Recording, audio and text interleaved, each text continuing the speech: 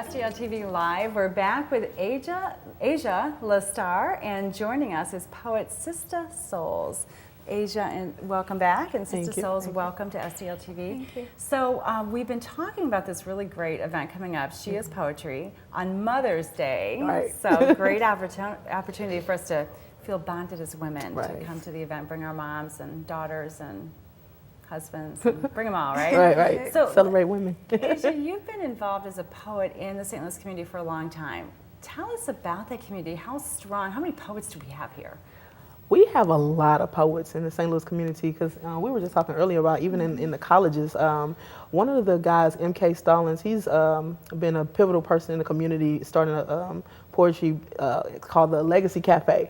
And a lot of people started off at the Legacy like over 14 years ago, and it's So still is going this strong. a Every place? Friday. Yeah, it's a venue on Delmar and Union. Okay. So every Friday, you know, poets from all over, you know, come and share. And a lot of people started there. So, and he works with the youth in the community, and you know, so it's a lot of poets in the St. Louis community. So a great way to learn about poetry and to meet poets is to go to the Legacy Cafe on Friday evenings. We have a lot of people who do their own events, you know, so I mean, but if you go to the Legacy, a lot of times you can be connected with other people who are doing things in the community. Because like Reese mentioned earlier, a lot of us poets actually work in the community too. Yeah. So, you know, it's kind of one of the same for us. You mean work in other ways, in other activism, jobs and, advocacy, you know, community outreach. outreach. Yeah.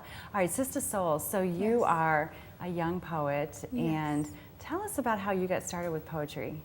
It started many, many years ago, 4th grade for me. I just kind of got inspired by a teacher who told me that she loved my work and that I should keep writing, and so I've been writing ever since.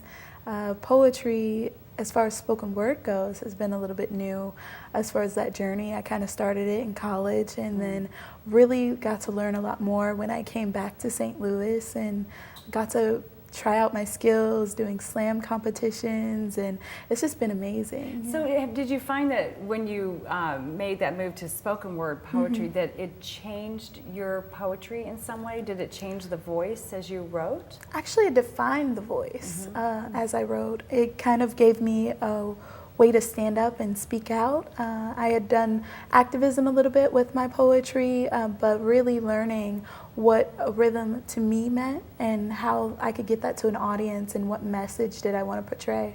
So I've been focusing on that and really building my craft, starting from a really literary experience from the beginning. So when do you fit poetry writing into what I'm sure is a busy life? Every moment I can. I'm always trying to build, so that's reading and writing and making sure I keep myself aware of what's going on and other different crafts and abilities that are out there, and just always staying up on the different new things that are. So what do you write about? Is there a particular theme that you're drawn to? No, I'm inspired by the world. So I try to share people's stories. A lot of it is my life, actually. All of it is my life, and then the people that have come in my life and how they've interacted with me and sharing their stories and getting their stories out there. I've really loved to be able to share that and how they've affected me personally. So I've given a voice to those who don't necessarily always have one, and then giving myself a voice because there was a time when I didn't have one either. Right. Aja, so where do you draw your inspiration from? I draw my inspiration from family, from my spirituality, from my community, everything around me. Yeah, I've done a lot of traveling, so, you know, from everywhere. So when do you find time to write? How is it hard sometimes to? No, I mean, because with technology now, I pull out my phone, I'll write on a napkin, I'll pull over on the side of the road. I mean, and a lot of times I keep things in my head, so I'm able to remember the things that I'm thinking and just kind of, you know, freestyle. Do poets have writer's block problems? Like yes, and it's horrible. All the time. Really? Especially like when you just want to, because you can't force it. So because talking to you guys, I feel like you've got poetry coming out all the time, but not true. No. Yeah, sometimes, you know, when you want to write, sometimes it's the hardest time to write, you know. But true for everything. Just have to walk away sometimes. Yeah. Right. No, always that's the best plan for a lot of things. Right. So, all right. So she is poetry coming up. Give us the details. May 11th, Mother's Day. Mother's Day. Yes, at the Legacy Cafe.